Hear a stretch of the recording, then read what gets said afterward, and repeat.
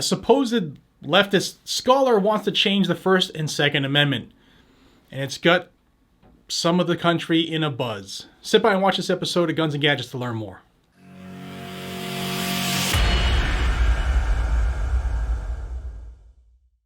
The sponsor of today's video is the Sonoran Desert Institute. I know a lot of you out there like to repair and modify your own guns. If you're looking for a way to take your hobby to the next level, Sonoran Desert Institute can help. The online programs at SDI cover armorers courses, gunsmithing, ballistics, woodworking and finishes, shooting sports management, and more. Plus, tools and materials are shipped to your door for hands-on practice. It's never been a better time to get an education that you can actually use on the job, so what are you waiting for? For more information, visit sdi.edu or call the number on your screen, and a link is down below in the description, as well as the pinned comment to make it easy for you, and thank you to Sonoran Desert Institute for sponsoring this video. All right, let's get into this one, guys and gals.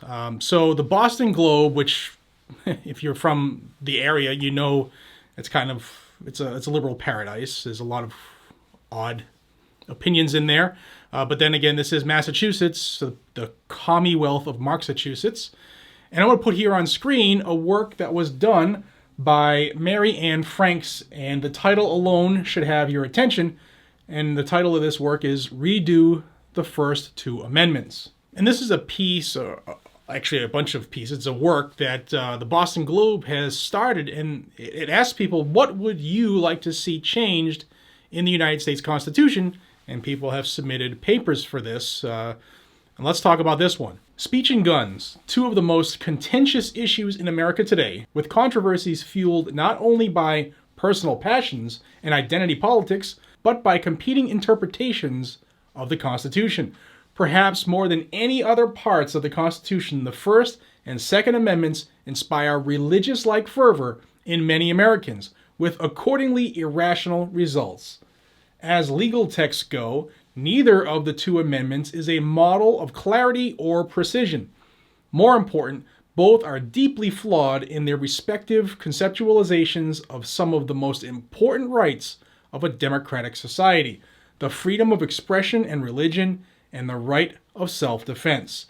These two amendments are highly susceptible to being read in isolation from the Constitution as a whole and from its commitments to equality and the collective good. The First and Second Amendments tend to be interpreted in aggressively individualistic ways that ignore the reality of conflict among competing rights. This in turn allows the most powerful members of society to reap the benefits of these constitutional rights at the expense of vulnerable groups. Both amendments would be improved by explicitly stating individual rights within the framework of domestic tranquility and the general welfare set out in the Constitution's preamble. Making such an edit to the First Amendment would provide stronger and fairer protections for the right of expression, including by acknowledging, as many state constitutions do, that every person remains responsible for abuses of that right. Such a modification would, for example, help undo the damage caused by the Supreme Court's decision in Citizens United and remove constitutional barriers to reasonable campaign finance laws that promote democratic legitimacy. In addition, the implicit principle of the separation of church and state should be made explicit. Every person has the right to freedom of expression, association, peaceful assembly, and petition of the government for redress of grievances, consistent with the rights of others to the same and subject to responsibility for abuses. All conflicts of such rights shall be resolved in accordance with the principle of equality and dignity of all persons. Both the freedom of religion and the freedom from religion shall be respected by the government. The government may not single out any religion for interference or endorsement, nor may it force any person to accept or adhere to any religious belief or practice. And that is how the author would change the First Amendment. Let me know what you think down below, and let's continue. The Second Amendment's idiosyncratic and anachronistic focus on militias and arms degrades the concept of self-defense. The right to safeguard one's life should not be conflated with or reduced to the right to use a weapon, especially a weapon that is so much more likely to inflict injury and death than to avoid it. Far better would be an amendment that guarantees a meaningful right to bodily autonomy and obligates the government to implement reasonable measures to protect public health and safety. And here is how she would rewrite the Second Amendment.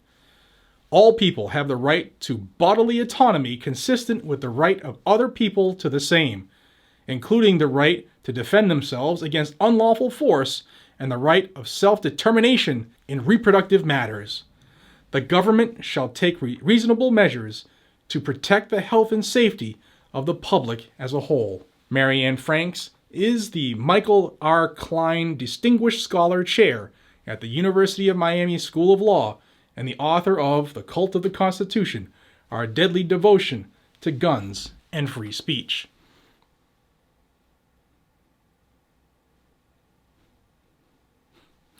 No. You're not going to inject abortion into the Second Amendment. Not going to happen. First off, what she misses here, she's saying that government grants these rights. Government does not grant any rights. Not one. They don't have the power to grant rights. The rights that are in the Constitution are acknowledged. They're already pre-existing. You have them. Unalienable. That's what that means. The government doesn't give you the rights. So changing the Second Amendment will not make it clearer because it is crystal clear already. A well-regulated militia being necessary to the security of a free state, the right of the people to keep and bear arms shall not be infringed.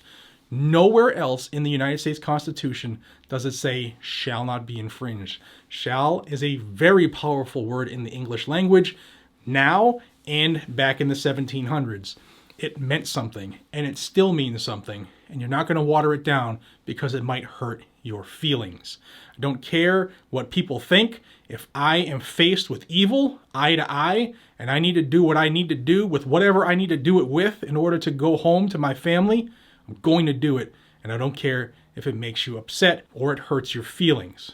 Sorry, this isn't about politics. This is about life and death, and that's what the Second Amendment is, among other things. It's not only about self-defense, it's also about the security of a free state, about fighting back a tyrannical government. And that's what they don't like so much. That's what they don't like, because this government, correct me if I'm wrong down below, they're pretty damn tyrannical. Let me know what you guys and gals think about this below. I'll link it down below as well in the description to let you see for yourself. But there's other works that are there. And how people would like to change the U.S. Constitution. The good thing is that no matter what these people type, these keyboard warriors, they can't change it unless they follow the exact equation that is laid out to change the Constitution by amending it.